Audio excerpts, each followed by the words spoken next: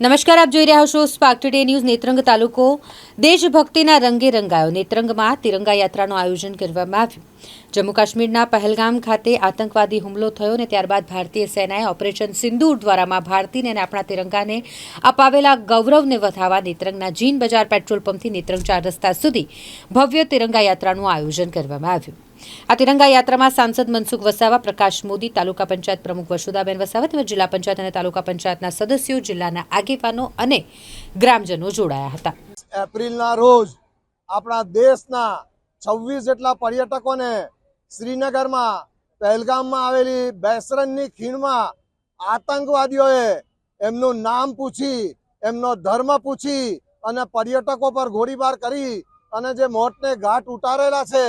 એ પછી આપણા દેશના વડાપ્રધાન શ્રી નરેન્દ્રભાઈ મોદીએ કહ્યું કે આતંકવાદીઓને એમની કલ્પના પણ નહીં આવે એ ભાષામાં અમે જવાબ આપીશું અને આતંકવાદીઓના આકા જે પાકિસ્તાનમાં છે અને આતંકવાદીઓના બંકરો પણ પાકિસ્તાનમાં હોય એવા 9 બંકરોનો આપણા લશ્કરના 3 પાંખના જવાનોએ, એરફોર્સ, ભૂમિદળ, પાયદળ અને નેવી, આ 3 પાંખોએ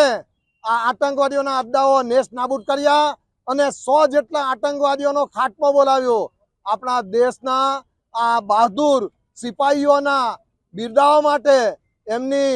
વીર ગાથા માટે આપણે આ એ તિરંગા યાત્રા, અને એટલા માટે કે આપણા 26 જે પર્યટકો હતા એમની જે પત્નીઓ હતી એમનું સિંદૂર ભૂસ્યું છે આતંકવાદીઓએ, તો એના માટે આપણા દેશના વડાપ્રધાને આ ઓપરેશનનું નામ સિંદૂર આપ્યું અને આ સિંદૂર ઓપરેશનના નેજા હેઠળ આપણે આતંકવાદીઓનો ખાત્મો બોલાવેલો છે। આજની આ તિરંગા યાત્રામાં ઉપસ્થિત આપણા ભરૂચ જિલ્લાના સાંસદ શ્રી મનસુખભાઈ વસાવા, અહીંના તાલુકા પંચાયતના પ્રમુખ, અહીં નગરના હોદ્દેદારો, આગેવાનો, સમાજના સૌ જ્ઞાતિ જાતિના લોકો જે ઉપસ્થિત રહ્યા, એક બિન રાજકીય રીતે કોઈ પાર્ટીના સિમ્બોલ વગર, એ બદલ સૌનો ખૂબ ખૂબ આભાર।